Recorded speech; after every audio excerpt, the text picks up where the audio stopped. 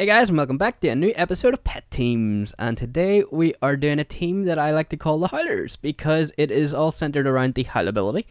Now, for this, I have used chrominius, the Stitch Pup, and the Core Hound Pup.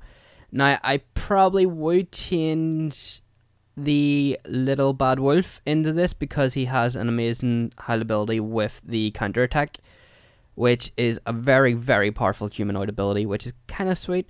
So, my team is quite nice the way it's balanced. It has a Dragonkin, which is great. It has the amazing passive ability where once it goes below 50, or once he puts an opponent down below 25% health, he gets 25% increased damage for one turn, which is fantastic. And then we have the Undead passive, which is your pet comes back to life for one turn and can't be killed, which is fantastic as well. And also the Elemental pet, which is the Core Hound Pup. And his passive ability means that the Lightning Storm weather effect is null and void, which is fantastic if I go up against any team that uses the Lightning Storm. Now, as you can see, I'm just going to go quickly through a couple of pet battles, showing the attack power of each of the pets, starting off with chrominius, as you can see here. He is right and quickly taking out this team.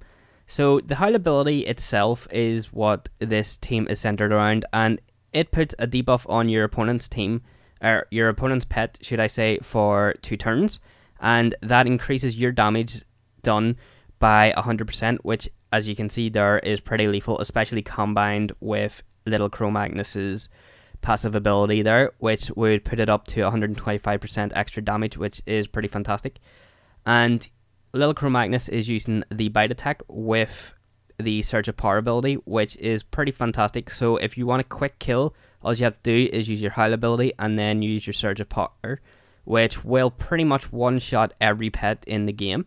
And as you can see there, he made pretty much light work of that team.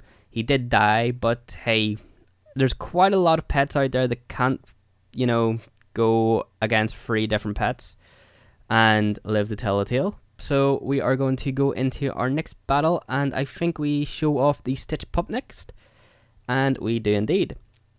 So as you can see, the Stitch Pup's problem here would be water types, and I have seen quite a lot of people actually using water types now.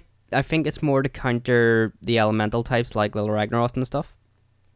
But this team that I'm rocking is pretty damn awesome because of the power and damage output they have. But the one problem is it can be very easily countered with people that know what they're doing, i.e. they see the buff or the debuff going on their pet, then they can switch that pet out, and then that means the debuff's null and void, and that pretty much means that your howl ability is useless.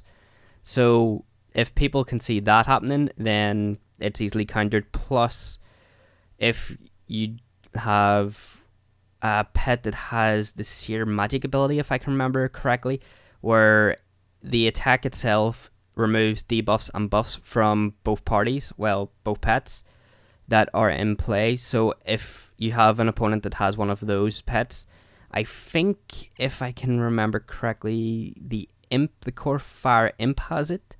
So if one of your opponents is running a Core Fire Imp, then you're pretty much fucked. But this team is pretty damn fantastic, and as you can see here, the Stitch Pup nearly took out 3 people as well. Or will he? Nope, because he dies, but his passive ability brought him back to life so he could do an extra bit of damage there, which is always good. So next we are going to show you the Core Fire Imp, or the Core Hound Pup, should I say. And I was torn between using the Core Hound Pup's burn ability and its burrow ability, but I thought you get two chances to hit your opponent with the burn ability, whereas the burrow ability would give you 1 hit for your howl ability, whereas the burn ability gives you 2 hits. So I thought 2 is always better than 1 the majority of the times. And I forgot to mention I was rocking the Plague Bite ability and the Plagued Blood ability for the Stitch Pup, and they are probably the best abilities that he can have along with the howl ability. So this is the core hound pup, and he is pretty lethal. He does quite a lot of damage, even as you've seen there, he crit for nearly 600, and that was without a howl ability, which is pretty fantastic. And his scratch ability is a 95% hit rate, which is better than the burn ability, which is only a 90%. So say you have someone firing, say, the darkness ability or the darkness weather effect, then you can always switch around and start using the scratch attack, because your burn ability is only going to have an 80% hit rate, and the odds are usually really bad in your favor. So they are sometimes.